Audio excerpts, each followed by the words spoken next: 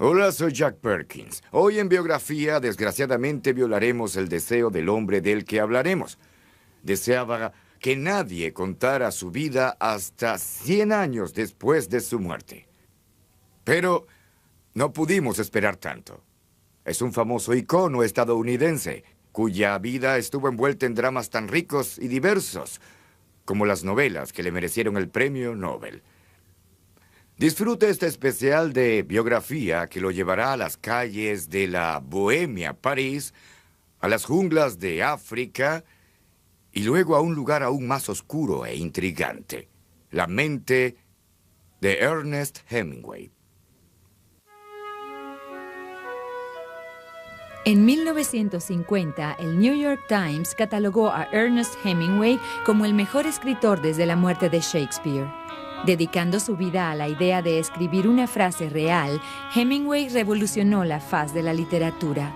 Es el escritor estadounidense más esencial y aún así, las escuelas públicas amenazaron con prohibir sus libros y su actitud machista hacia el amor, la muerte y la guerra se vio atacada por quienes proclamaban lo políticamente correcto. Su vida se reflejaba en sus libros, por lo que Hemingway se convirtió en un icono de extrema masculinidad. Fue un héroe de guerra en Italia, un cazador blanco en África y un experto pescador de aguas profundas en Cuba. Pero más allá de la imagen masculina, yacía un hombre tocado por la tragedia y atemorizado por la muerte. Y mientras su genialidad iluminaba a una generación perdida, su depresión lo llevó a la desesperación y oscuridad. La vida de todo hombre termina de la misma forma, escribió Hemingway. Y son los detalles de cómo vivió y cómo murió lo que lo distingue de otros hombres. Ernest Hemingway, luchando con la vida.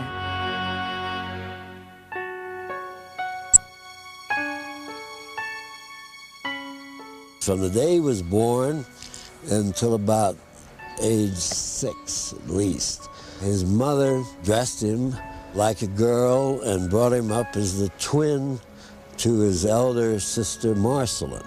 Ernest Miller Hemingway nació el 21 de julio de 1899, hijo de Grace Hall Hemingway, y al igual que muchos niños victorianos, era vestido con ropas de niña. Su madre soñaba con ser cantante de ópera. Tenía una hermosa voz y se había presentado en el Madison Square Garden durante su juventud. No pudo continuar con su carrera, pues sus ojos eran muy sensibles a las luces del escenario. Grace jamás permitió que su familia olvidara que pudo ser una estrella, pero ahora tengo hijos, decía. Grace se dedicó a la enseñanza de música y se casó con Ed Hemingway, un médico en el conservador Oak Park, Illinois. Ed era un hombre ávido del aire libre y Ernest siguió su ejemplo. For 2 months during the summer, they'd go up to this camp in northern Michigan on a lake. And there he was allowed to dress as a boy. There he was, sort of had the boy's role, and his father gave him a gun and took him hunting and fishing. Ed era un hombre severo, pero Grace era quien mandaba. Impulsó a su esposo para que desarrollara sus precarias habilidades musicales y lo puso a cargo de todas las tareas domésticas. Hemingway una vez escribió de un personaje igual a su padre. Está casado con una mujer con la que no tiene en común más de lo que un coyote tiene con una perra poodle. Mi padre no era un lobo, pues era sentimental, y al igual que todas las personas sentimentales, era cruel. Ed a menudo era duro con sus hijos si no obedecían, y los hacía rezar a Dios por el perdón, después de que los golpeaba con un asentador. Algunas veces, después de recibir un castigo, Ernest salía al cobertizo, tomaba la escopeta y ponía en la mira a su padre. Pero Ernest intentaba complacer a sus padres, en especial a su madre, y sentía enorme culpa por su mal comportamiento. Grace recuerda que se daba latigazos para que ella no tuviera que castigarlo. En la secundaria, Ernest se esforzó por ser el centro de atención, asumía cualquier riesgo y luego reía si se hacía daño. Con las chicas era muy popular, aunque tímido. Abría la correspondencia de su hermana para ver qué opinaban sus amigas de él, y aunque ayudaba a decorar los bailes de la escuela, se iba solo antes de que comenzaran. En la secundaria, Ernest jugó fútbol, pero era un mal atleta, así que inventaba historias sobre sus hazañas en el campo. Fue en esas historias donde Hemingway encontró su verdadero talento. Comenzó a escribir para el periódico de la escuela y su cuento sobre un cazador que pone fin a su vida al suicidarse fue publicado en una revista literaria. Había encontrado la profesión de su vida. Su tío era buen amigo del editor del periódico de Kansas City. Ernest usó el contacto de su tío para encontrar un trabajo en el periódico como reportero, donde se dedicó a la columna de sucesos. Aunque inicialmente se le hacía difícil entrevistarse con otras personas, Hemingway salía a hacer reportajes con mucha energía y diligencia. El periódico tenía su propio estilo que hacía énfasis en las frases cortas y en el uso de un inglés vigoroso. Hemingway dijo que esas fueron las mejores reglas que jamás aprendió para el negocio de la escritura. Pero la vida de Hemingway pronto cambiaría con el asesinato de un archiduque al otro lado del Atlántico.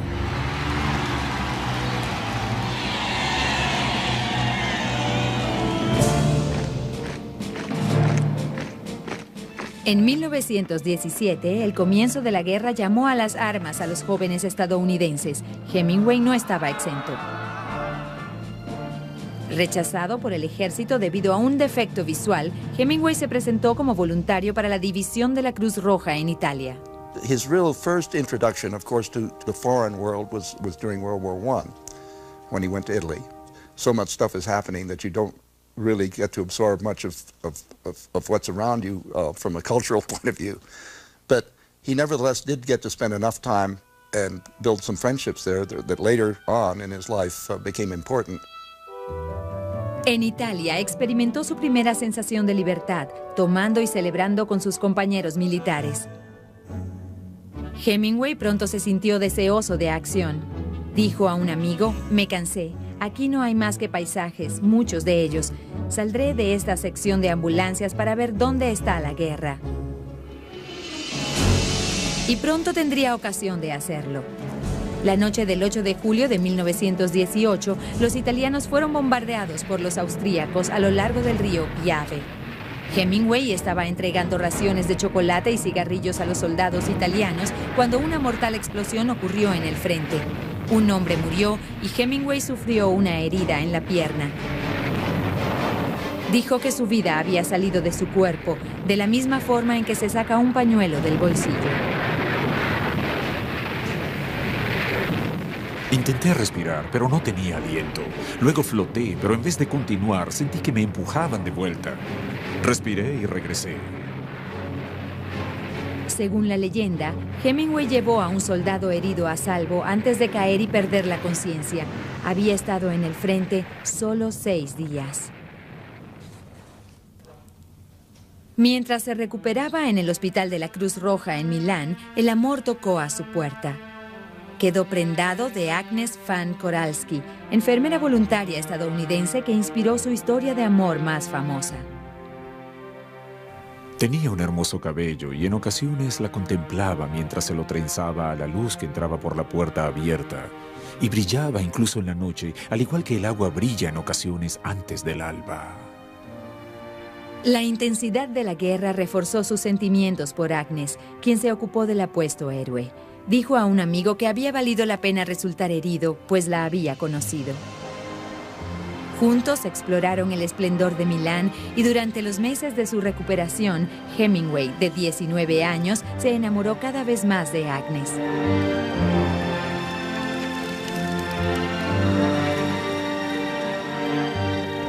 Agnes, de 27 años, estaba menos segura de su vida. Las cartas de Agnes apenas mencionaban una vida juntos, pero Hemingway lo consideró una señal indefectible de su deseo de casarse con él. Esperaba que su relación con ella continuara, aun cuando su tiempo en Italia estaba por terminar. En Año Nuevo, fue exonerado de la Cruz Roja y enviado de vuelta a Estados Unidos. Hemingway regresó a Oak Park como héroe de guerra en 1919 y tuvo gran oportunidad de trabajar en su relato de la guerra. Con poco respeto a la verdad, dijo a los periódicos que había sido soldado en el ejército italiano y que había sido condecorado personalmente por el rey de Italia. Era una celebridad local, pero después de haber experimentado la vida, la muerte y el amor en Italia, Hemingway se sintió ahogado por la vida en el pequeño pueblo de Oak Park. Se deprimió aún más al recibir noticias de Agnes. Escribo en medio de la noche, luego de pensar en mí misma, y me temo que esto podrá herirte. Intenté convencerme a mí misma de que nuestra historia de amor era real. Parecíamos jamás estar de acuerdo, lo cual me irritaba, pero siempre daba mi brazo a torcer para evitar que cometieras una locura. Pero soy y siempre seré mucho mayor que tú, y esa es la verdad, y no puedo hacer a un lado el hecho de que eres apenas un niño. Agnes. Grace estaba perturbada por la falta de orientación de su hijo. Lo echó de la casa en un esfuerzo por encaminarlo en lo que ella consideraba el camino correcto. A menos que tú, Ernest, hijo mío, dejes de ser un holgazán que se vale de su hermoso rostro para conquistar a las chicas, descuidando tu labor hacia Dios y tu Salvador Jesucristo, a menos que te comportes como adulto, no hay nada delante de ti sino el hundimiento. Has ido muy lejos. Grace. Menospreciado por su amada y por su familia, el deprimido Hemingway aún debía enfrentar su futuro. Escribió a un amigo. Mi familia, que Dios la bendiga, desea que asista a la universidad. Francamente, no sé a dónde diablos ir. Ernest decidió ir a Chicago y con su experiencia como reportero escribió artículos para el Toronto Star y realizó otros trabajos. En una fiesta conoció a Hadley Richardson, quien visitaba Chicago desde San Luis. Hadley tenía una cómoda vida bajo una madre protectora y a los 29 años muchos predecían que sería una solterona. Su confianza en sí misma aumentó gracias al más experimentado Hemingway y, a diferencia de Agnes, lo amó a pesar de su diferencia de edad. 5 visitas y 9 meses después se casaron. Hemingway fue alentado por el escritor Sherwood Anderson a mudarse a París. Anderson dio a Hemingway cartas de presentación para sus amigos literatos expatriados en la orilla izquierda. Atraído por la idea de París, Ernest obtuvo trabajo como corresponsal extranjero para el Toronto Star. Gracias al fondo fiduciario de Hadley, la pareja se encaminó hacia una nueva vida en Europa. París en los años 20 era una ciudad singular. En palabras de Gertrude Stein, París era el lugar donde estaba el siglo XX. France was the place where he first was able, as an adult, to come in contact with the artistic world, with guidance from my godmother, Gertrude Stein, who introduced him to a lot of the artists of the day, and then and on his own.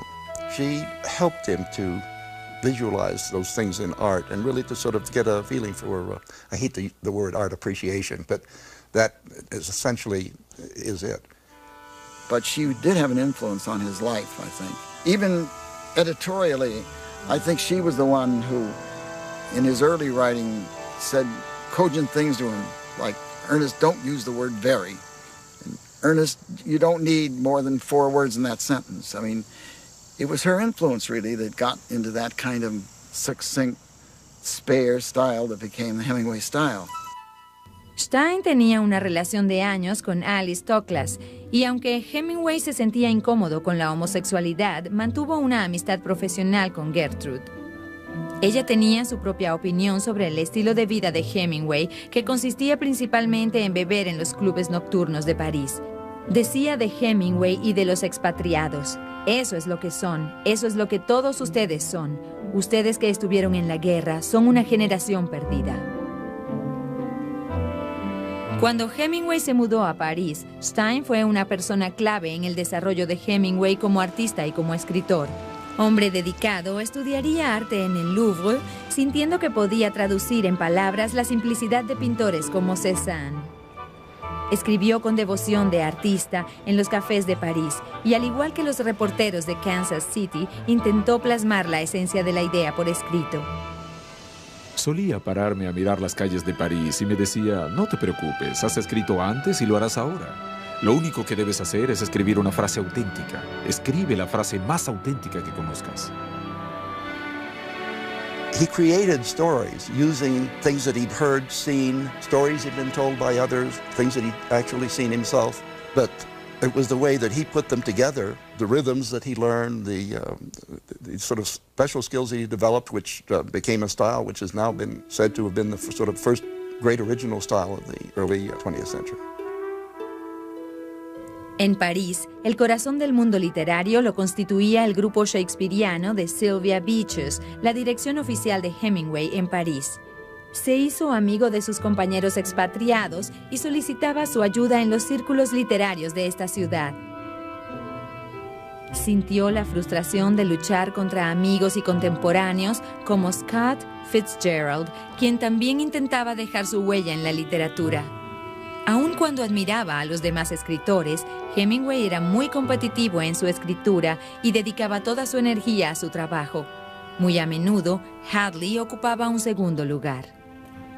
Cuando compró un abrigo para protegerse del invierno parisino, Hemingway se enfureció de que hubiera gastado su dinero en ropa nueva. Aún así, Hadley idolatraba a Hemingway y lo apoyó mientras escribía, consciente de la importancia que tenía para él su trabajo. En diciembre de 1922, Hemingway fue asignado a Austria cuando pidió a Hadley que le enviara sus manuscritos literarios.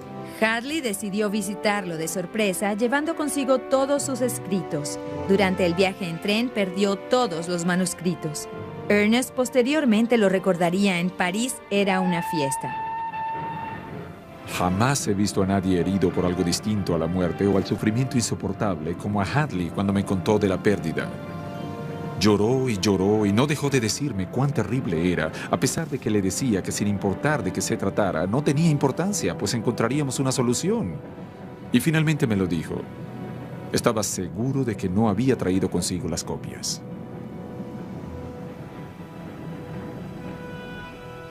Pero Hadley sí había llevado las copias. Todo el trabajo de Hemingway hasta ese momento, con la excepción de 3 historias, se había perdido para siempre.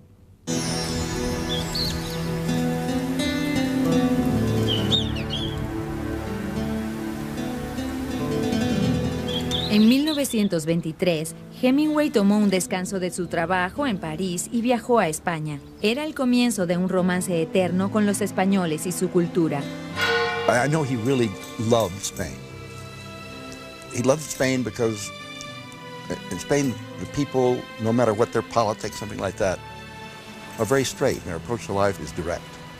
Like their language is relatively simple language, but it tells it like it is.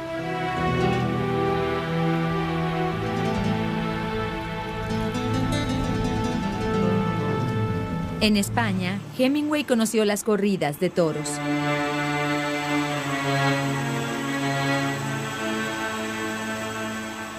Estaba abrumado con la espectacular representación. Hemingway estaba ansioso de compartir España con su esposa Hadley con 6 meses de embarazo.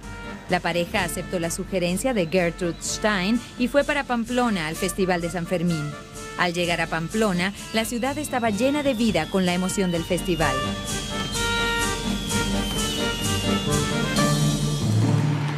En la mañana, Hemingway llevó a Hadley a ver a los toros correr por las calles hasta la plaza de toros.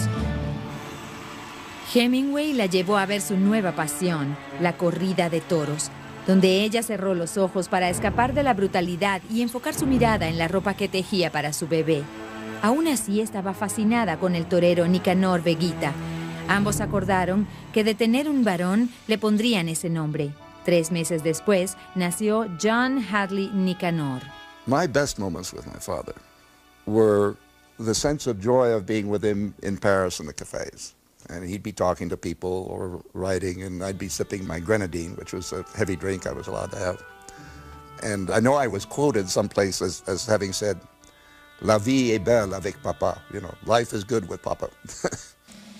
En su tercer viaje, Ernest convenció al grupo de literatos expatriados que lo acompañaran al festival. Entre sus compañeros estaba Harold Loeb, un judío educado en Princeton, editor de una revista literaria en París. Hemingway introdujo a sus amigos en las carreras de toros e incluso convenció a algunos de que participaran en las corridas para novatos.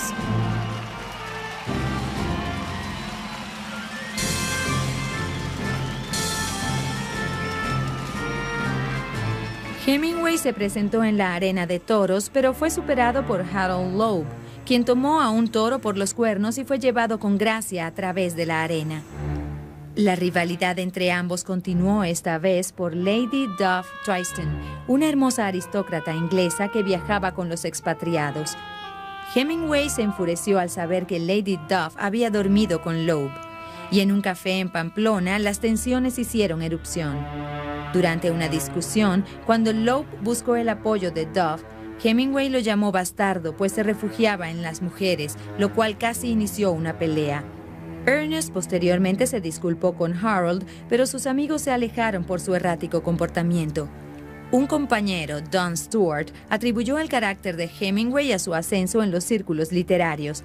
Dijo que una vez que los libros de Hemingway escritos en París se habían ganado el reconocimiento de la crítica, no se podía estar en desacuerdo con el maestro a partir de ese momento. La recopilación de cuentos de Hemingway En este mundo tuvo críticas favorables, pero sabía que una novela sería la única forma de abrirse paso en el mundo literario. A su regreso a París, Hemingway comenzó a trabajar en una novela sobre un grupo de expatriados que viajó al festival en Pamplona. Uno de los personajes del libro está basado en Harold Loeb. Su descripción poco favorable del personaje fue considerada por muchos como antisemita. I wrote a memoir called Papa Hemingway. And after it came out, I got a call from Harold Loeb. When we got down to it and we began to examine what really had happened between the two of them, it was pretty well a true story that Hemingway had told in the book. I said, did you feel that at the time, because Hemingway's been accused of being anti-Semitic because of the portrait of Robert Cohn, who is indeed you, did you feel anti-Semitism? They were all anti-Semites. They were all anti-Semites. That was part of it, wasn't it? He said to me. I said, well, why'd you hang around? He said, well, that was part of the world, wasn't it? People were against Jews, so they were against Jews. I happen to be a Jew, but he said I was part of their group. Hemingway llevó su nuevo libro, Fiesta, a un grupo editorial de Manhattan, Scribner's and Sons. Allí conoció a Maxwell Perkins, el editor. Max Perkins had really discovered Fitzgerald, had brought him in, and it was through Fitzgerald that Perkins was put on to Hemingway. It was a telegram that Perkins got from Fitzgerald in Paris, calling to his attention a talented young writer named Hemingway, Hemingway. Well, Fitzgerald couldn't spell, but he did pick the right writer. A su vez, Fitzgerald fue una de las personas a las que Hemingway siempre fue leal. Posteriormente escribiría con orgullo sobre él en París era una fiesta. Su talento era tan natural como el movimiento realizado por las alas de una mariposa. Entonces entendió y supo lo que hacía la mariposa y ya no sabía cómo realizar el vuelo. Posteriormente tomó conciencia de que sus alas estaban dañadas y aprendió a pensar, y ya no podía volar, porque el amor al vuelo se había esfumado. Solo podía recordar cuando volaba sin esfuerzo. Con otros, Hemingway no tenía tantas esperanzas. Dio a Scribner's and Sons los derechos para publicar su manuscrito, Fiesta, siempre y cuando aceptaran también su trabajo Aguas Primaverales. If you ever read The Torrents of Spring, which is a vicious satire of Sherwood Anderson, and Sherwood Anderson introduced him to the whole Paris crowd. So, a lot of times Hemingway was not very grateful to those. Maybe he wanted to disassociate himself from his sponsors, feeling that he came full-blown from the brow of Minerva, or wherever he thinks he originated from. Scribner's and Sons publicó Fiesta en 1926. Fue todo un éxito para Hemingway, económicamente y para la crítica. El New York Times catalogó la novela como una historia realmente absorbente, contada en prosa narrativa descarnada, dura y atlética, que degradaba el inglés literario. I think it was this minimalist quality in Hemingway that was a new style, something that hadn't been seen before and something that struck a chord. He was once asked about his style, the Hemingway style of writing, how it revolutionized writing from the Victorian into what is the modern age of writing. And he said, I have no style. He said, what I have is a certain awkwardness in the way I write. But he said, it's my awkwardness in writing that they call my style. It's just that I think in very simple ways, and what I have to say is I put very simply. He was writing about this group of kind of lost generation people and trying to give a portrait of a group. Los estadounidenses estaban fascinados por la generación perdida, aunque muchos, como Gertrude Stein, la criticaban por su falta de moralidad. Ningún crítico fue más duro que su propia familia. Su madre, Grace, envió una nota de prensa a un periódico diciendo que Fiesta era un libro desenfocado y dijo que de seguro hay otras palabras en el vocabulario, además de maldición y perra. En defensa de su trabajo, Hemingway respondió: intento en todas mis historias captar el verdadero sentido de la vida, no solo burlarme de ella o criticarla, sino darle vida. Y eso no se puede hacer si no se incluye lo malo y lo feo junto a lo hermoso, pues si todo es hermoso, entonces nadie lo cree. Las cosas no son así. Poco después de la publicación de Fiesta, Hemingway tuvo otro desacuerdo, esta vez con su mentora Gertrude Stein. Cuando se escribieron en lo venidero era una batalla de egos. Hemingway decía que Fiesta había enseñado a Stein cómo escribir diálogos y que estaba celosa pues él había superado a su maestra. Stein contraatacó en su libro Autobiografía de Alice B. Toklas, donde criticaba su talento y retaba su masculinidad. A Stein, la mujer que escribió La rosa es una rosa, es una rosa, Hemingway respondió por cable: la mujer es una ramera, una ramera. La vida familiar de Hemingway también se hacía pedazos. And we were a happy family for a while, and then as far as I was concerned, we were still a happy family, but obviously other things were going on. And my father suddenly got into the position where he loved two women at the same time. Fue en ese momento que Hadley conoció a Pauline Pfeiffer, una atractiva mujer de alta sociedad que trabajaba en la sección parisina de la revista Vogue. Pauline had become great friends of Hadley, and then she, his first wife, and then she literally moved in. They went on vacations together. They'd go down to the beach. They'd go skiing. They were a threesome. It was just kind of, naked aggression from a female point of view. Ernest estaba surgiendo en los círculos sociales y literarios y su actitud comenzó a cambiar. El comportamiento materno de Hadley se contradecía con el estilo de vida cosmopolita de Ernest y Pauline se ajustaba mejor a sus necesidades. Aún así, las amaba a ambas. I suspect he tried to make an arrangement where he could continue to have two women at the same time, but it didn't work out. And my mother gave him sort of 100 days to fish or cut bait. Hadley accedió a divorciarse de Ernest, pero solo después de que él y Pauline se separaran por 100 días. Él y Pauline accedieron. Esos 100 días fueron un periodo de terrible culpa para Hemingway, atormentado por sus dos amores. Escribió a Pauline diciendo que si sus problemas no se resolvían en esos 100 días, se suicidaría. I think my father really did love my mother very much. However, I think that it's necessary to understand that she was 8 years older than he was. And my mother was starting to become matronly. And my father was far from becoming middle-aged. He was full of vim vigor and the machismo for which he's famous. Hadley se dio cuenta del sufrimiento de su esposo y puso fin a su edicto de 100 días. Dándole deseos de comer bien, dormir bien, estar bien y trabajar bien, Hadley accedió a separarse de Ernest. Hemingway escribió a Hadley: creo que quizá la mayor fortuna que tendrán nuestros hijos es tenerte a ti como madre. Ruego a Dios que pueda recompensarte por el inmenso daño que te he ocasionado. Fuiste la mejor, más sincera y más amorosa persona que he conocido.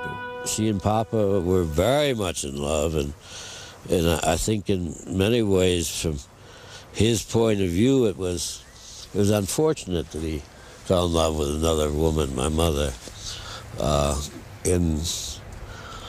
But you know, these things happen. Hadley obviously was the love of Ernest's life, and he once said something very poignant to me about Hadley. In effect, he said, if you're a very young man, how do you know that the first real love of your life is going to be the only true love of your life?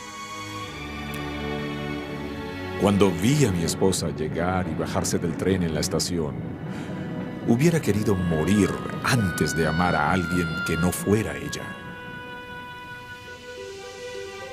Hemingway dedicó fiesta a Hadley y a John y les dio las ganancias obtenidas con la novela.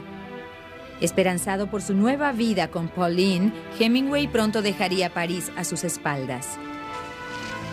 Este era el final de París. París jamás sería la misma, aunque era siempre París y todos cambiábamos a su ritmo. Así era París en los viejos tiempos, cuando éramos muy pobres y muy felices.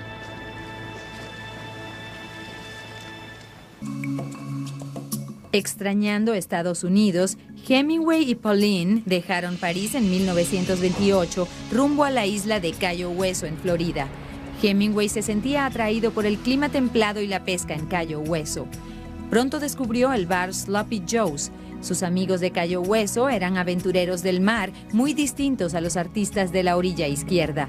Para estos hombres, la prohibición era una mera sombra.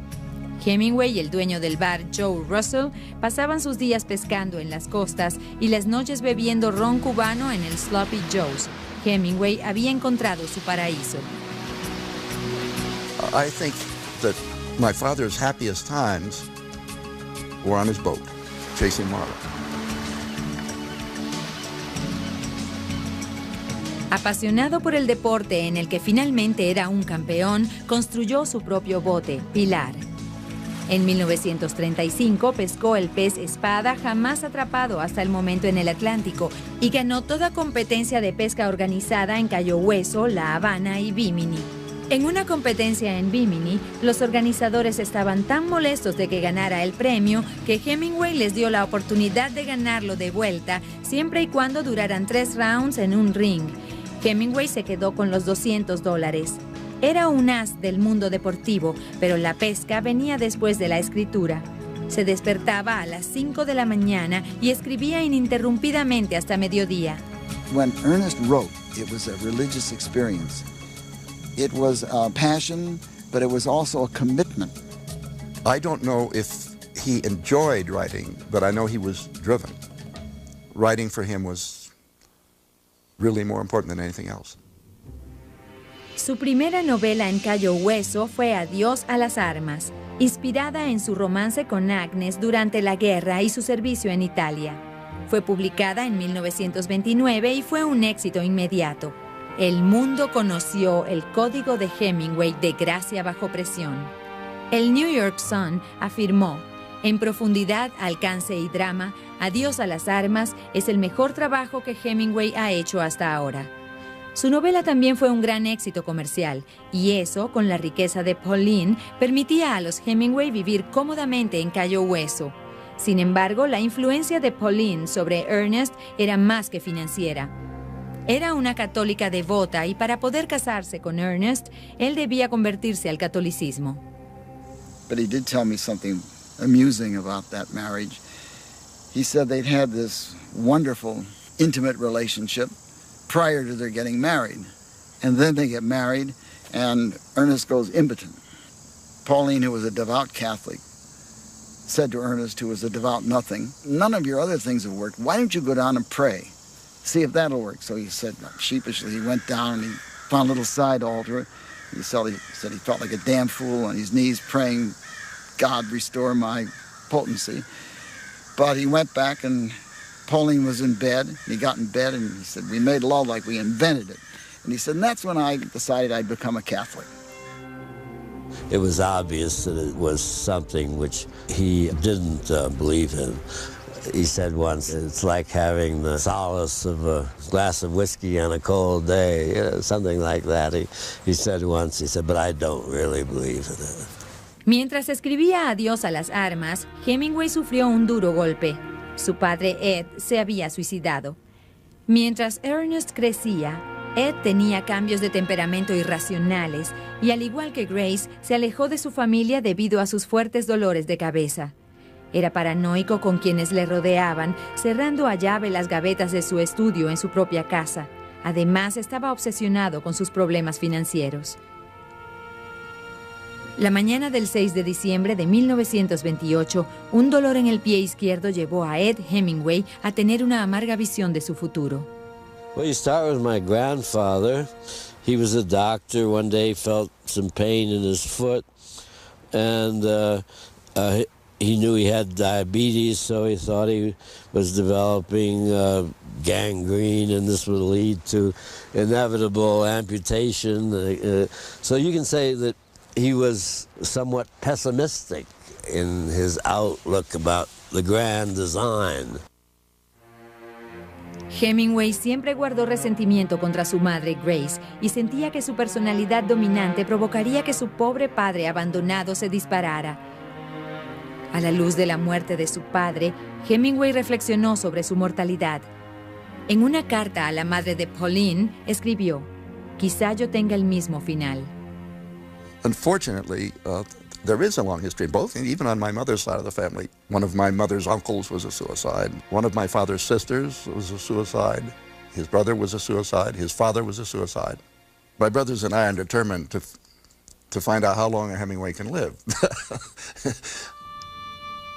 Poco antes de la muerte de Ed, Pauline dio a luz al segundo hijo de Ernest, Patrick. Con Patrick, Pauline estuvo en labores de parto durante 18 horas y fue sometida a cesárea. Debido al embarazo traumático, su médico le advirtió que no quedará embarazada durante otros 3 años. Exactamente 3 años después, dio a luz a Gregory. Su parto de 12 horas terminó con otra cesárea. Para Pauline, la maternidad jamás llegaría fácilmente. She just couldn't stand little children, and she was in no sense of the word a mother. My main memory of her was being brought in the morning to kiss her on the cheek before I went off to school. I hated her guts. I couldn't stand her. So I guess my father was, all the emotion in my life towards parents was directed to him, so I guess I needed his approval more than the average bear. Con sus hijos, Hemingway hizo a un lado el ejemplo de su propio padre dominante. A menudo iba muy lejos en sentido opuesto. My father was a very, very good father, and he was my hero. But the big problem was that I wasn't with him a great deal of the time, and when I was with him and he devoted his time to being a good father, he was tremendous. But when he wasn't with you, you weren't even a part of his life. I think that basically Hemingway was a lousy father. He would have spurts of tremendous interest in them, and enthusiasms for them, and pride in them, and then it was kind of gone off into another world, and there was no connection with them. It must have been very hard on them, because they had no real constant bridge with their father. Plus, Papa didn't like very young kids around the house squalling when he was doing his writing.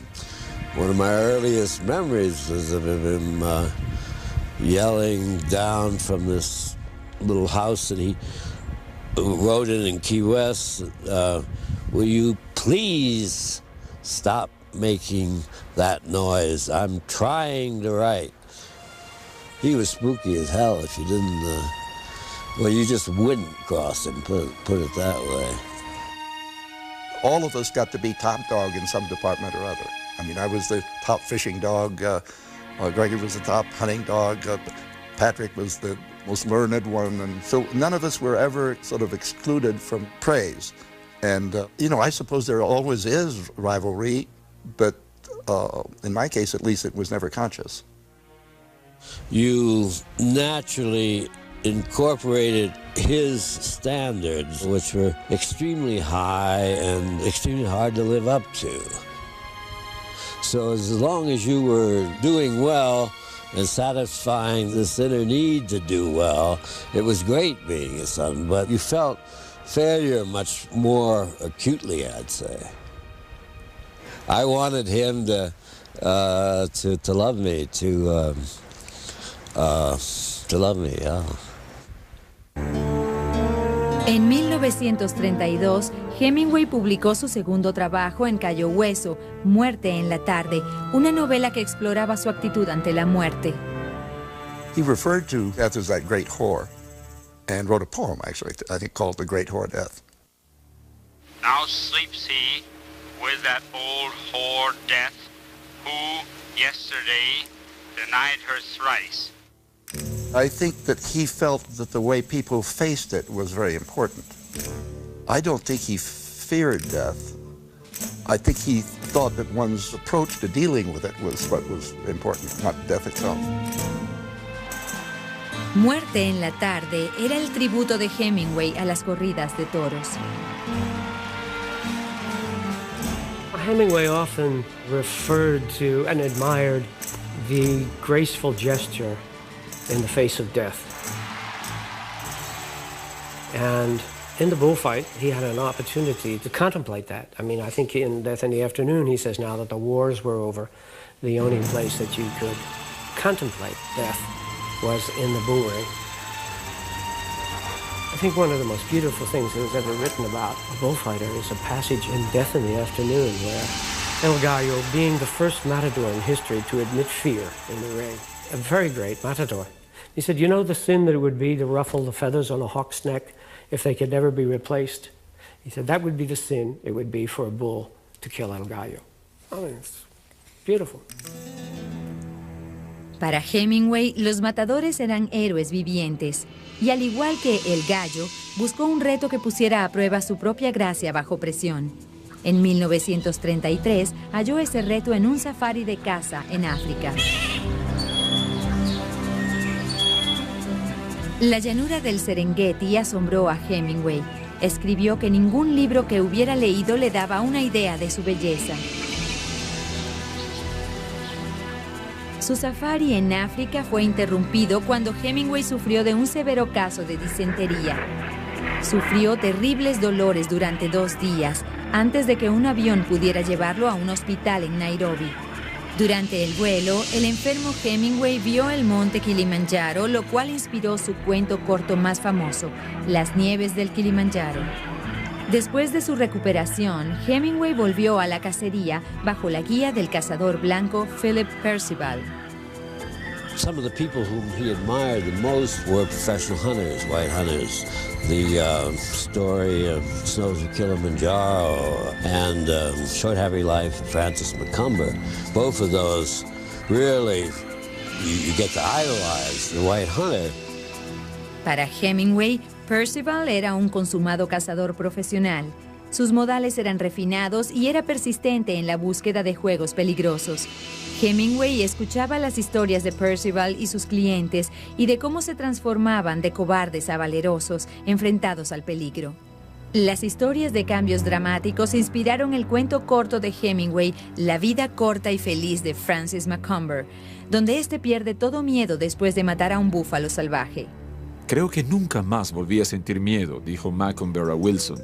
Algo me sucedió después de ver al búfalo y seguirlo. Fue como una explosión, fue emoción pura.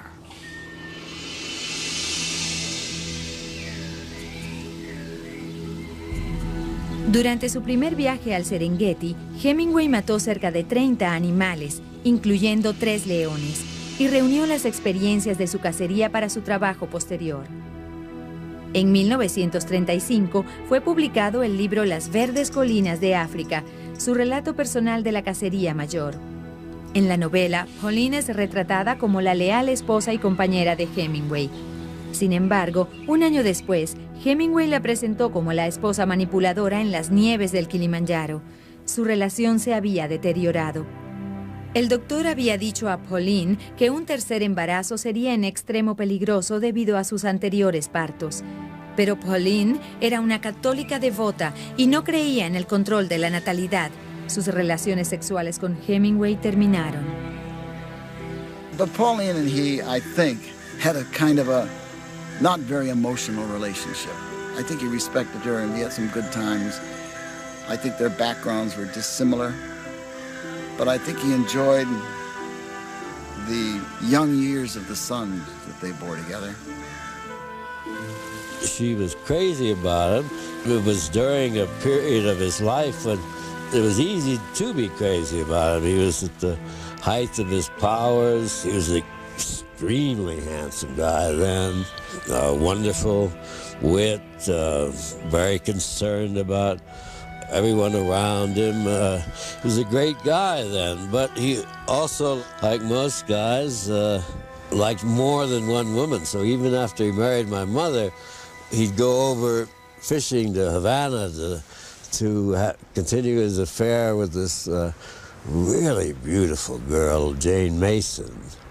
And so he was taking off for 2 or 3 weeks at a time and doing nothing but sleep with Miss Mason. La relación de Jane Mason con Hemingway continuó durante varios años.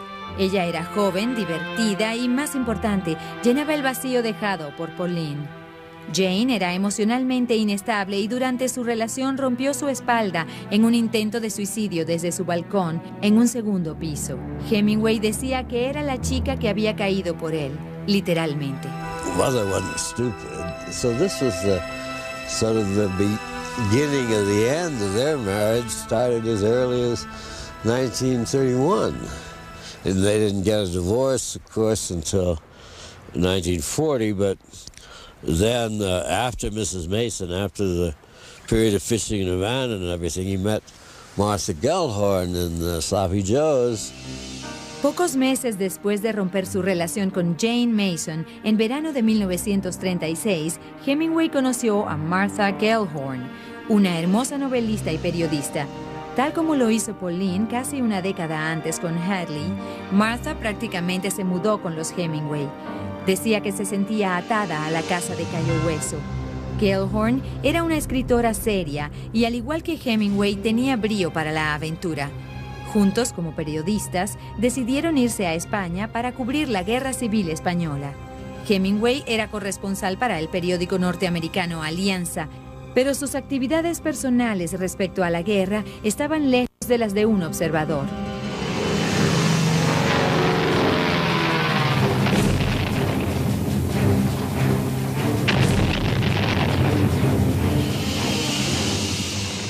Participó en la filmación de Una Tierra Española, una propaganda republicana sobre la guerra. Y al transmitirla en Hollywood, recaudó $20,000 para comprar ambulancias a los españoles republicanos.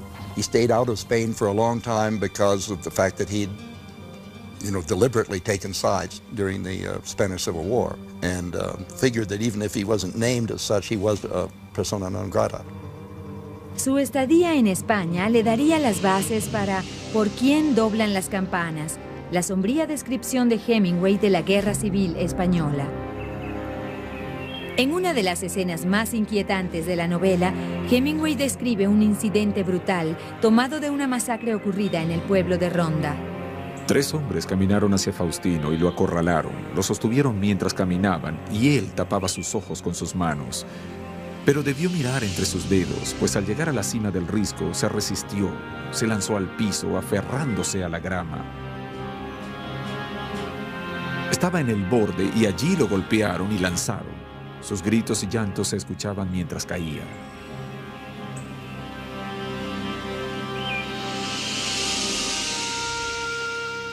En medio del caos y confusión en España, la relación entre Hemingway y Martha Gellhorn se hizo más intensa. Y cuando volvieron a Cayo Hueso, su relación con Pauline había terminado. Se casó con Martha algunas semanas después de divorciarse de Pauline. En 1939, Hemingway y Gellhorn se mudaron a Cuba, una región familiar para Hemingway por sus expediciones de pesca con Joe Russell. Cuba was an escape mechanism initially because Key West was becoming more and more difficult to find the quiet and privacy for writing. But also there was the breakup of his marriage with Pauline. Martha found this property outside Havana, and for years it provided real quiet privacy and a good place to write. Hemingway bautizó a su propiedad La Finca. Era un hermoso refugio para escribir, y él aprovechó cualquier oportunidad para explorar la vida nocturna de la vecina Habana. But it was also fun because Cuba is a sportsman's paradise. It had the deep sea fishing he loved. He had a great many friends there and really built a life that worked. Cuba marcaría el comienzo de su amistad con Gregorio Fuentes, el capitán del Pilar, y un modelo para Santiago y los viejos hombres de mar. There was on board this wiry, affable, sea-seasoned Cuban, Gregorio Fuentes. And obviously he had taught Ernest everything that Ernest knew about deep sea fishing. This was the ultimate accomplished seagoing master. No le he visto todavía en los años que tengo. ¿Cómo era el señor Hemingway?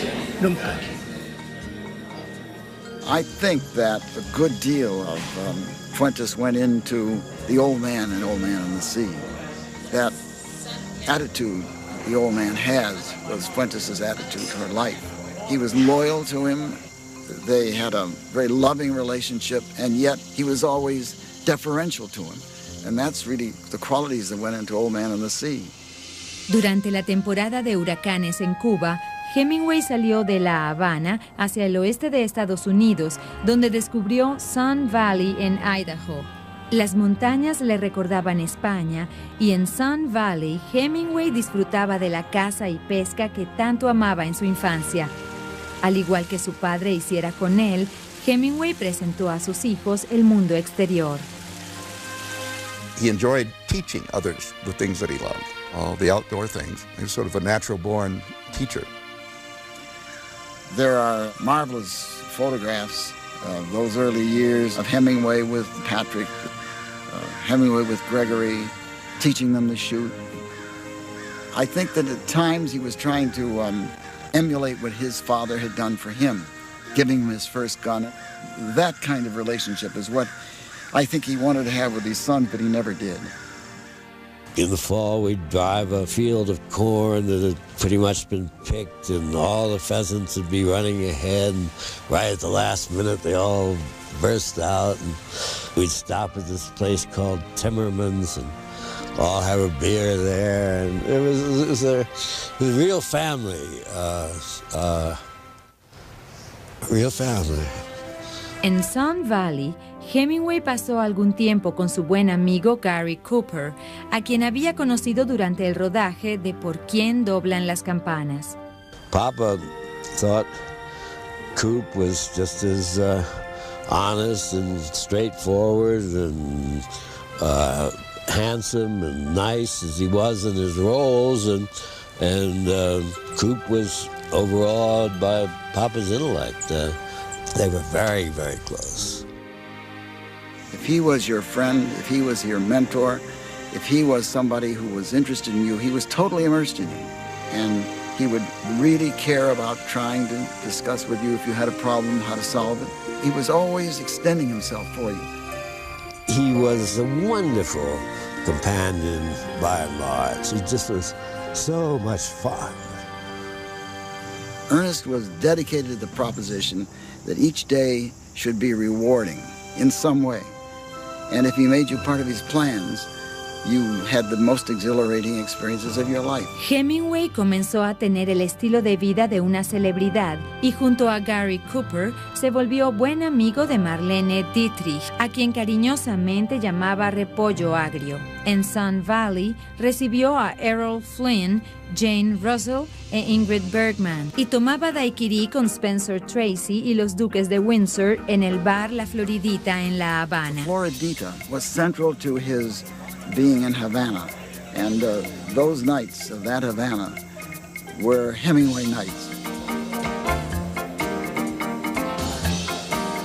As he came through the door, the whole atmosphere of the bar changed. It got electrified. Everybody sort of turned. And then he came radiating this feeling of having a really wonderful time, exuding a force that made you feel attracted to him and feel good. The musicians, they played his favorite song and he sang with them, and he came to the bar and the bartender was so delighted to see him. Everybody was delighted to see Ernest, always. So there was this feeling of good times. And we sat at the bar. He said, well, we'll have 2 Papa Dobles. Doble is double, so it means it was twice the size of the ordinary daiquiri. He said, yes, it's very good. I have the house record here. It's 16. In those days, a man who could drink well was highly regarded. And drinking well meant that you could drink a great deal and not show it. And he could do that. The story of his drinking, to me, has been so unfortunately exaggerated because he was of the so-called lost generation. So was my husband.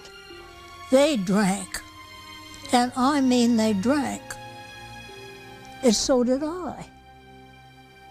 I think it was an important part of his life. He wouldn't have been the same person that he turned out to be without drink. Hemingway, the myth, the Hemingway the drinker, had nothing to do with Hemingway the writer. When Hemingway was writing, he was as religious as an ascetic monk fasting. I mean, he wrote with full clarity. There was no bottle of scotch at his side. En Cuba, Hemingway estaba en la cima de su trabajo. Disfrutaba del éxito de Por quién doblan las campanas, considerada una obra maestra literaria. Pasaba sus días pescando en el Golfo y sus noches estaban llenas de la emoción de La Habana. He was established in the world and in his own world. Ernest knew who he was and how he wanted to be. Para bien o para mal, la transformación a papá Hemingway había comenzado. His image had some relationship to him. He was big, he was burly, he did drink, he was a boxer, he was an outdoorsman. He was about as well-rounded a man as I've ever known. He developed a masculine image for several generations to emulate. This image of supermasculinity was just an overcompensation for his insecurity about his masculinity. I can remember hundreds, thousands of times him saying, being a man is a hard trade gig. It's hard to be a good man. This phrase repeated just over and over and over in different situations. And I didn't know what the hell he was talking about. He himself created a sort of a mythic figure, quite apart from the professional writer. And I think the myth at some point tended to overshadow the writer, so that one was reading too much of the myth into his writings and not appreciating the writings on their own terms. La Segunda Guerra Mundial comenzó en Europa. Martha Gellhorn Hemingway partió hacia Europa para cubrir la guerra como corresponsal. Ernest se sorprendió cuando su esposa escogió su carrera por encima de su matrimonio. Tenía la firme intención de seguirla a la guerra y dijo, patéale el trasero y dile que debe quedarse en casa. De lo contrario, que vaya a la escuela militar. She also was politically active and really wanted him to go and get into the war right away, whereas my father wanted to stay in Cuba and keep on working, and he had this business of trying to do a Q-boat operation against submarines down there. Hemingway se quedó en Cuba buscando submarinos alemanes en su bote, el renovado Pilar equipado con artillería pesada. Martha y los amigos cubanos de Hemingway lo consideraron tan solo una excusa para obtener dinero del gobierno para comprar combustible y seguir pescando. Las actividades de Hemingway también despertaron sospechas en el FBI. En el informe que J. Edgar Hoover hiciera de Hemingway y su treta para obtener dinero del gobierno, dijo, su criterio no es el mejor y su sobriedad es igual a la de algunos años, entonces la acción es cuestionable. Martha tenía objeciones similares. She said, oh, don't fool around with the damn Cuban business. You got to really get into this war. And she went to Finland and the Italian front, and like that, while he was still here. Impulsado en parte por la competitividad con Martha, Hemingway viajó hacia Londres como corresponsal para la revista Collier.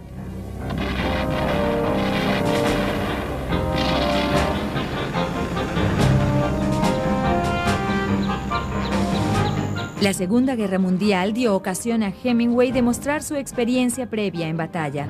Se unió a la Real Fuerza Aérea en las misiones de bombardeo.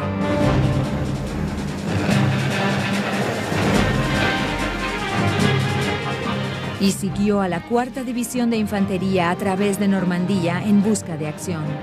Los reportajes eran solo una excusa conveniente para estar allí.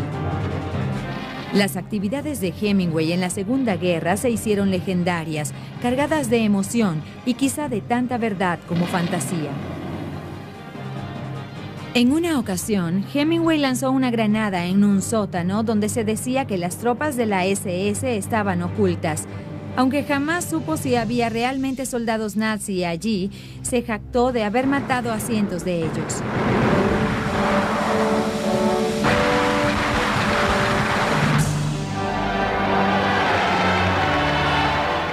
Contó que había sido el primero en liberar París, cuando realmente la única liberación en la que participó fue en la del bar del Ritz, donde junto a otro grupo de personas tomaron champaña mucho después de que la verdadera liberación ocurriera. When my father found out I'd been captured in the latter part of October of 1944, he tried to put together a team of these guys to come and get me out. Unfortunately, the word got out that I'd been badly wounded when I was taken, and that any sort of operation they mounted would more likely just get everybody killed, including me, than have any chance of success.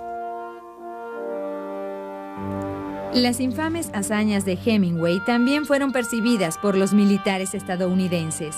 Hemingway fue acusado de numerosas violaciones a las reglas sobre la condición de no combatiente de los corresponsales de guerra. Entre otras actividades, Hemingway fue acusado de romper su insignia de corresponsal fingiendo ser un coronel y guiando un grupo de tropas francesas de la resistencia.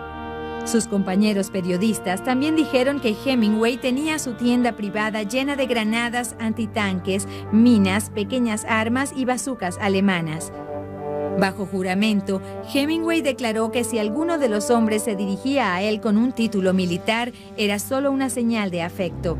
Después de todo, dijo, cualquiera que tenga un bote en Nueva Inglaterra automáticamente es llamado capitán y los de Kentucky eran llamados coronel desde que nacían. En cuanto a las armas en su tienda, Hemingway dijo que las mantenía solo a conveniencia de las tropas. Sus amigos militares de alto rango hablaron a su favor. En referencia a Hemingway, el coronel Buck Landon atestiguó: ciertamente es uno de los hombres más valientes que jamás he conocido, pues no conoce el miedo. Todos los cargos en su contra fueron retirados.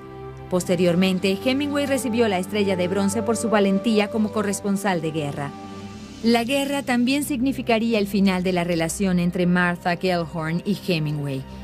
Sus reportajes de guerra eran muy superiores a los de Hemingway y él siempre sintió recelo de que ella estuviera en la playa de Normandía durante el día D, mientras él observaba desde lejos. Martha Gellhorn was an accomplished writer, and it was a serious competition. And I don't think Ernest liked that one bit. I think Martha was the only wife who left him. I don't think Martha would put up with any of his chauvinistic tendencies, and Ernest was very chauvinistic toward women. I can't imagine who could have been a good wife for Ernest. He was a very difficult man for a woman to live with. Martha se disponía a terminar su matrimonio cuando Hemingway conoció a Mary Welsh durante la guerra. Mary era corresponsal y lo que curaría a Hemingway de Martha Gellhorn. Era pequeña, deferente y jamás pondría su carrera por encima de él. Entendió su papel como señora Hemingway. Quiero que sea el amo y que sea más fuerte y más hábil que yo. Quiero recordar constantemente lo grande que él era y lo pequeña que era yo. She was a lady who became a sort of professional Mrs. Hemingway in my view. She was not my most beloved stepmother, but then the last one never is. Después del divorcio con Martha, ambos partieron hacia Cuba y se casaron en 1946. Su relación estaba llena de bebida excesiva, discusiones violentas y su determinación de ser la última señora Hemingway. Una de sus más famosas discusiones ocurrió en el Hotel Ritz en París. Years later, when I got to know the people who run the Ritz, I said, where's the bathroom that the famous encounter took place with the gun? So they took me up to the room where he had been with Mary, and they got into a violent argument. And Hemingway, in his fury, had taken his gun and shot the toilet. La vida de Hemingway en La Habana se estaba fragmentando y la bebida comenzaba a afectar su salud física y mental. Intentaba mantener la intensidad en su trabajo y lo hizo de forma diligente en Jardín del Edén, Islas en la Ribera y su diario africano. Hemingway jamás terminó estas obras para su publicación. A finales de los años 40 y comienzos de los 50, la vida de Hemingway estuvo marcada por una serie de tragedias. En 1947, su hijo Patrick resultó gravemente herido en un accidente automovilístico. En 1951, su madre Grace murió y ese mismo año su segunda esposa Pauline murió repentinamente de un tumor. In 1951, I was arrested on the West Coast for possession of marijuana. My mother came down from San Francisco to bail me out. Then the day after I was bailed out, she died. Boom, like that. Papa seemed to take the attitude that my troubles stressed her to the extent that she died. And I took the attitude that the conversation that he had with her the night of her death upset her so much. So we just didn't write, speak, or anything to each other for the last 10 years of his life. Las muertes de los editores Maxwell Perkins y Charles Scribner también fueron golpes amargos para Hemingway. I think that when Scribner Sr. died, Ernest took it as a terrible shock. He was not only a good editor, he was head of the publishing house, but he was a very close friend. He would lend Ernest money that he would get against royalties, and I think his death was a terrible blow to Ernest as a writer. I think the thoughtful, loyal, sensitive side of Hemingway, which my father had come to know, is best captured in his letter of condolence that he wrote when my grandfather suddenly died at age 62. My father was 30. And Hemingway wrote him this letter of condolence in which he says, "I won't try to write to you how much he meant to me as a friend and as a publisher. He was the best and closest friend that I had, and it seems impossible that I will never have another letter from him. It does not do any good to talk about it, and there is nothing to say that makes it any easier. Since he had to die, at least he has gotten it over with." That is classic Hemingway. Then he goes on to say, "Please take it as easy as you can, and feel free to call on me in any way that I can be of help. This is not a good letter, Charlie, but I still feel too sad to write a good one. Your friend, Ernest Hemingway." Los años que siguieron a la Segunda Guerra Mundial fueron difíciles para Hemingway. Las personas cercanas a él morían, no había escrito nada significativo en varios años y su salud comenzaba a empeorar debido a problemas de sobrepeso y tensión alta. Buscó consuelo en su romántico pasado y fue a Italia a visitar los lugares de su juventud. Había hecho un viaje similar años antes con Hadley. Eran muy pobres para visitar Venecia y debieron conformarse con admirar de lejos su silueta. Hemingway la recordaba como gris y amarilla, como una ciudad de hadas. Esta vez con Mary, Hemingway fue tratado como un rey cuando llegó a Venecia. Se hospedó en el Gritti Palace, cerca de Harris Bar, y le fue otorgado un título honorario como caballero de la Orden de Malta. Hemingway sintió que la ciudad sobre el canal le pertenecía y hubiera querido estar allí para defenderla como soldado durante la guerra. Realizó un viaje especial a Fossa Alta, el lugar donde fue herido en la Primera Guerra Mundial. Colocó un billete de 1,000 liras en el suelo, con lo que daba a Italia sangre y dinero. En Italia conoció a los Ivanchik, una aristocrática familia que vivía en el este de Venecia. Gianfranco Ivanchik era un joven escritor del que Hemingway fue mentor. La hermana menor de Gianfranco era la condesa Adriana Ivanchik. Hemingway quedó hechizado con la adolescente Adriana, idealizando su juventud, brillo y belleza. Y luego entró a la habitación, brillando en su juventud, radiante de belleza, con el cabello despeinado debido al viento. Casi toda la piel de su cuerpo era pálida. Su perfil podía romper el corazón de cualquiera y su cabello negro, que incitaba a tocarla, caía por sus hombros. Ernest is the kind of man who had to be married, so he always had a wife, but he also had to have a romantic interest on the side. Mi querida Adriana, espero que te encuentres bien, hija, y que estés feliz. Sé que eres hermosa, pero prefiero que estés bien. My sister considered me like a grandfather. He, in a certain way, was fascinated of her personality. Durante su relación con Adriana, Hemingway trabajó en una novela sobre un coronel de edad que reflexiona sobre su pasado en tiempos de guerra durante un viaje a Italia. Allí el coronel conoce y se involucra con Renata, una joven heredera italiana.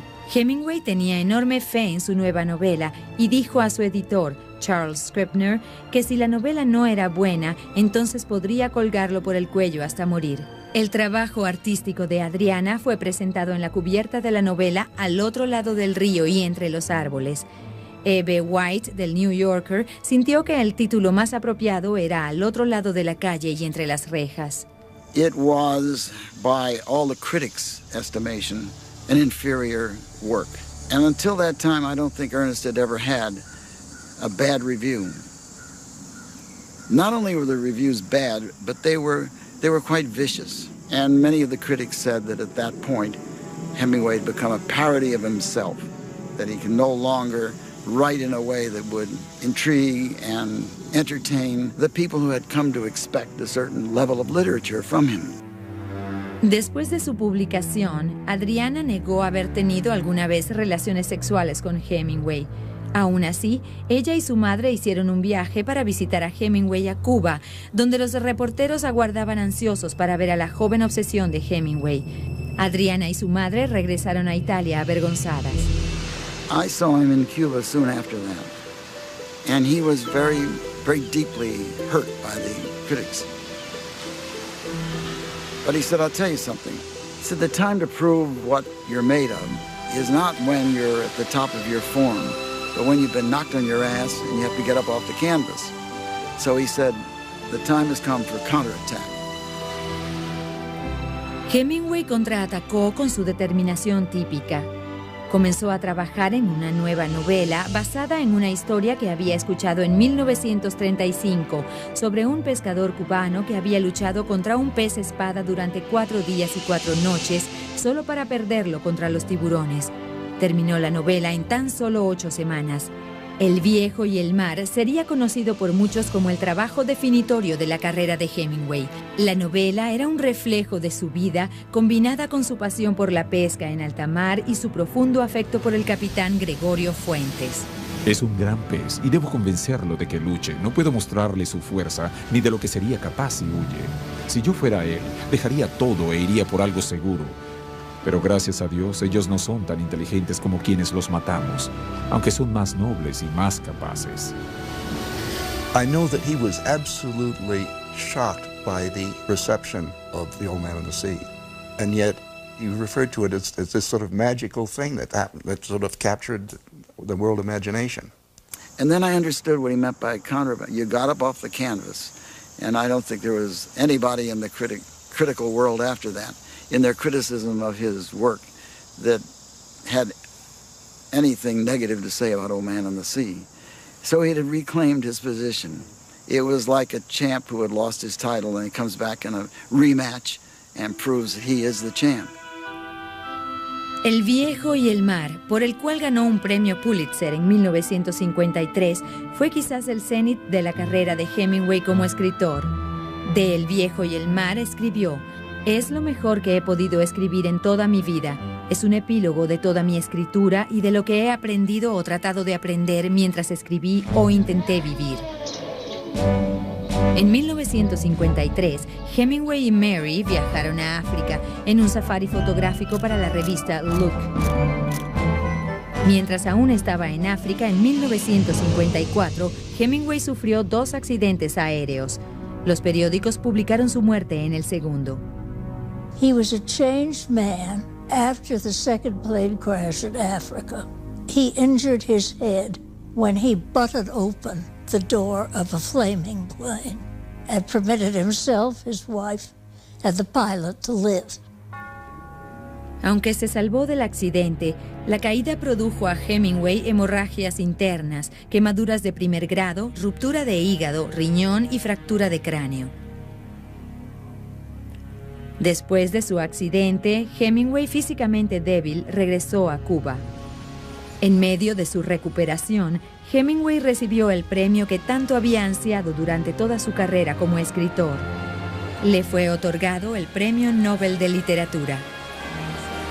Al recibir el premio, Hemingway de inmediato llamó a su amigo Buck Lennon para decirle que había ganado la Cosa Sueca. Añadió, debí haberla ganado hace mucho tiempo. Estoy pensando en decirles que se queden con ella.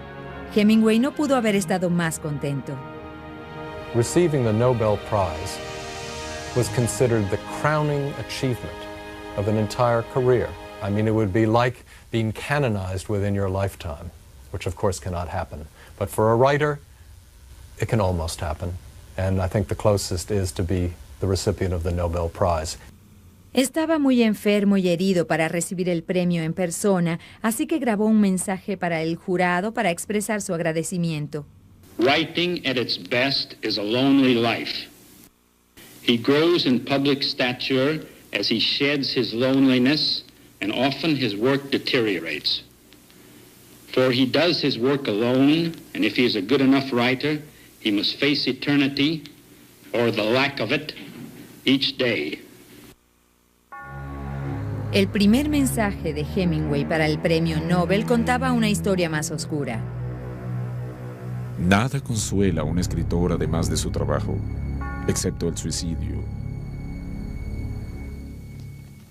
En 1959, las fuerzas revolucionarias de Fidel Castro tomaron La Habana. Hemingway manifestó su apoyo a los revolucionarios. Me alegró escuchar que el Dr. Castro no tiene intenciones de tomar las casas y propiedades de los ciudadanos estadounidenses. Siempre creí en la necesidad de la presente revolución cubana. My father was a person who understood that when you were a guest in someone else's country, unless you're willing to take up arms and actually fight for whatever it is, that if you're a guest, you do not interfere in their internal affairs. A pesar de su apoyo a Castro, la situación en Cuba se estaba volviendo muy peligrosa. He abhorred unnecessarily stupid brutality that takes place in a revolution that just happened then, and there were several instances around the finca, both by Batista soldiers and by some of the revolutionaries, who just needlessly shot a dog, one of our dogs. Hemingway se fue de Cuba por última vez en julio de 1960. Los Hemingway se mudaron a Ketchum, Idaho, donde Ernest trabajó en sus memorias sobre su juventud en París. 3 años antes, Hemingway había encontrado 2 pequeños baúles en el sótano del Hotel Ritz en París. Los había dejado allí cuando se había mudado a Cayo Hueso en 1928. Los baúles contenían ropas viejas, recortes de periódico y cuadernos llenos de notas de cuando era adolescente. El descubrimiento inspiró a Hemingway a escribir París era una fiesta. And I think that must have been very difficult for Mary that last year when he was writing this book, which obviously is dedicated to Hadley, and it's about his years in Paris with Hadley. I think he regretted the parting with Hadley, that early love with Hadley, and they were very young when they married, that he never really loved another woman. All of his life, he was seeking another Hadley. París era una fiesta, sería su última obra. La salud de Hemingway empeoraba rápidamente debido a una vida de alcohol, aventuras y abusos físicos.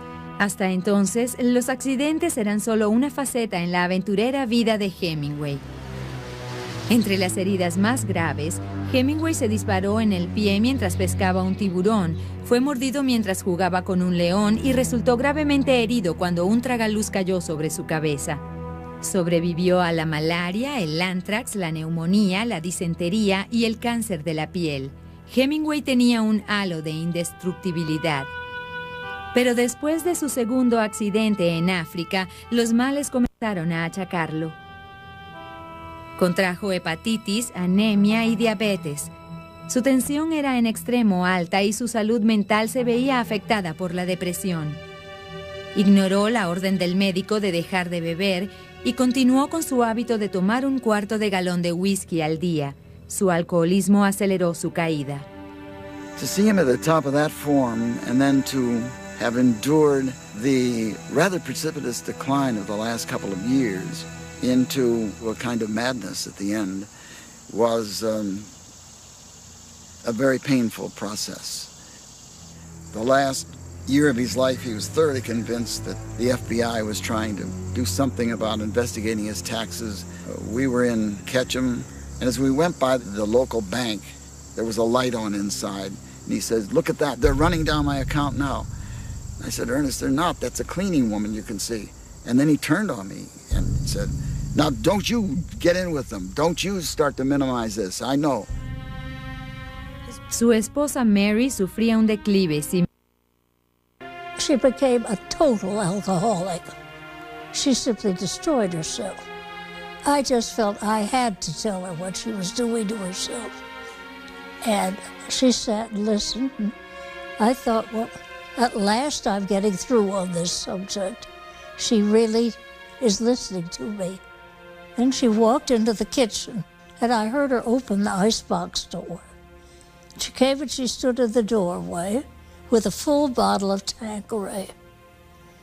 And she said, "Quawa, I heard every word you said, and I really appreciate it." And she drank the whole bottle. En 1960, Hemingway fue llevado a la Clínica Mayo para un tratamiento psicológico, pero se informó al público que estaba siendo tratado por hipertensión. Durante su estadía en la Clínica Mayo, los médicos le diagnosticaron depresión. Sus médicos pensaron que la mejor manera de curarlo era a través de terapia de electroshock. They put the electrodes to your head and you know it's coming, and it's like being electrocuted 20 times. He just got terribly sick at a time when we didn't have the drugs that are available to us today for treating depression. He was suffering from depression, which we now know is a clinical condition. He was treated for it at the Mayo Clinic, and I think he should have been treated for it at Menninger's, but Mary didn't want anybody to think he had any sort of mental problem. But they did something to him which he had always said he'd never wanted done, and that was a series of electroshock treatments, which certainly, if they didn't ruin his memory, handicapped it at least. A pesar del tratamiento, su depresión empeoró. Hemingway salió de la Clínica Mayo el 22 de enero de 1961. El recién electo presidente Kennedy pidió a Hemingway que escribiera un discurso para su toma de posesión. Debido a los efectos del tratamiento, Hemingway necesitó de toda una semana para escribir un párrafo, mientras lloraba de angustia y desesperación por la aparente pérdida de su capacidad. He did not have his tool for writing, which was an absolutely incredible memory. And I think that not being able to write just made life not worth living. It wasn't a matter of him choosing the existential way, you know, I can't write anymore, nothing's really going well, might as well end it, boom. I don't think so. I think he was just as terrified as the next paranoid schizophrenic, and he had access to guns and knew something about them. En abril de 1961, Mary entró a su casa y encontró a su desconsolado esposo sosteniendo una pistola cargada. Lo disuadió de su idea de suicidarse y lo convenció de regresar a la Clínica Mayo por ayuda. He had tried twice to shoot himself with guns that were kept in a rack in the foyer of the house they lived in. Ammunition there also. Mary made no effort to have that removed. Don't think it would have made much difference, but she didn't. De camino a la Clínica Mayo, el avión de Hemingway hizo escala en Rapid City, Dakota del Sur. Una vez en tierra, el desequilibrado Hemingway fue tomado por unos hombres para que no caminara hacia las hélices de un avión que había aterrizado. Fue sedado y llevado a la Clínica Mayo, donde volvió a recibir tratamiento de electroshock. I said, "Mary, you know, he's very clever, Ernest, and he's going to convince those doctors that he should go home." and you got to promise me you're not going to let him go. He's got to stay there until we can get him somewhere where he can be dealt with. The next thing I knew, she took him back to Ketchum with her. Hemingway, físicamente débil y frágil debido al tratamiento, regresó a su casa de Ketchum. 3 días después de su llegada, perdió el deseo de luchar nuevamente. Well, I wanted to show you Yes. something about this house that I don't show a lot of people. This was a little projection room. On the morning of July the 2nd, Mary was lying in bed upstairs, and the first thing she heard was pop, pop. You know, inside the house, you wouldn't, you know, it was loud, but it was loud enough to wake her, but it wasn't enormous. Mm-hmm. And he'd come and gotten gun out of the closet, which wasn't locked, should have been. Came in here and stood up and put his mouth over the 2 barrels and blew the top of his head off.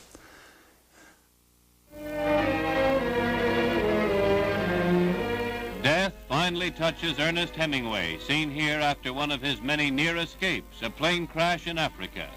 The 61-year-old novelist died of self-inflicted gunshot at his home in Ketchum, Idaho, in which beloved spot he is to rest. His death shocked the entire world and brought tributes from people in all countries, including one from President Kennedy, who called him one of the great citizens of the world. His 4th wife, Mary, was in the house when he died in a fashion appropriate to his stories, which were largely preoccupied with love, violence, and death. La expresión favorita de Hemingway era, para soportar, se debe vivir. A pesar de las polémicas que rodearon sus obras y del ataque a su imagen, el legado de Hemingway aún vive. Here was a man who identified and created a new style. He was the writer who proved that less is more. But he went beyond that because he also took very human and very enduring themes as the subject matter of his writing. Themes of courage, of grace under pressure, of a character being transformed by a challenge, by a loss, whether it was in the bullfighting ring or out in the Gulf Stream. Hemingway never shied away from the big themes. While his style may have been minimal, his canvas was always a very large one. Sus logros literarios, que incluyen 27 libros y más de 50 cuentos, son casi inigualables en cuanto a intensidad e impacto. Sigue siendo una autoridad literaria y cada año se venden millones de sus libros. Hemingway luchó y trabajó por todo lo que logró y no habría aceptado su fama de forma distinta. Con disciplina y un don desde lo profundo de su interior, Hemingway desarrolló su estilo único en muchas horas solitarias. Cuando Hemingway se dejó llevar por su estilo de vida de hombre famoso, sus obras lo resintieron. Sin embargo, cuando su reputación estuvo en juego, se las arregló para responder hasta el final. One can only speculate as to what this man could have accomplished had he been fortunate enough to live longer. There's no doubt in my mind he would have gone on to write many, many more great novels. He would have had a late style in much the same way that Rembrandt had a late style or Titian had a late style. I mean, these true masters do not peter out, and Hemingway was a true master. But there is, you know, this lasting image, and today Hemingway's an icon. It's not just as a writer, as a man, as a person. El objetivo de Hemingway de escribir una frase real lo propulsó hacia la inmortalidad literaria. Hemingway believed in endurance and lasting, and created a literary body of work that truly will last, in the way that all great masterpieces do. Fue generoso en su amistad y agasajó a quienes le rodearon con su carisma. I think of him as a dear friend whom I've missed regularly since his death, and whom I was very fortunate to have as a friend. El impacto de Hemingway sobre su familia fue profundo y a pesar del tiempo limitado que transcurrió con sus hijos, cambió sus vidas para siempre. I wish I could remember him better. It's almost all blocked off. I remember a month after he killed himself, I opened the door in my closet, and there he was, in all the gore. So I think I repressed it. I can't remember him. I think he would have made such a marvelous old man. And that's what I am most sorry for, that he did not have the chance to be a marvelous old man. Si las personas traen valentía al mundo, el mundo debe matarlas para doblegarlas y claro, terminan muertas. El mundo doblega, aunque luego muchos se hacen más fuertes.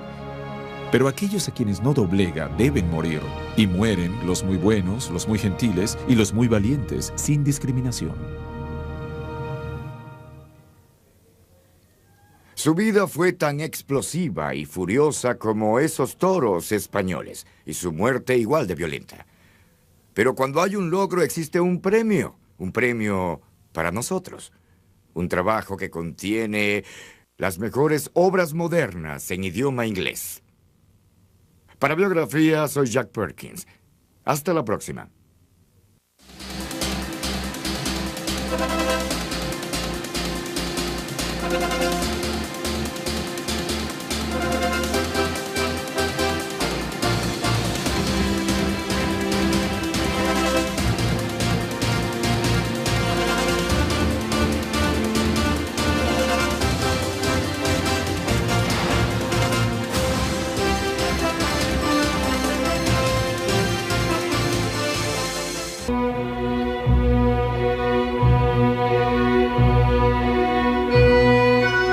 En 1948, la mayor parte del territorio de Palestina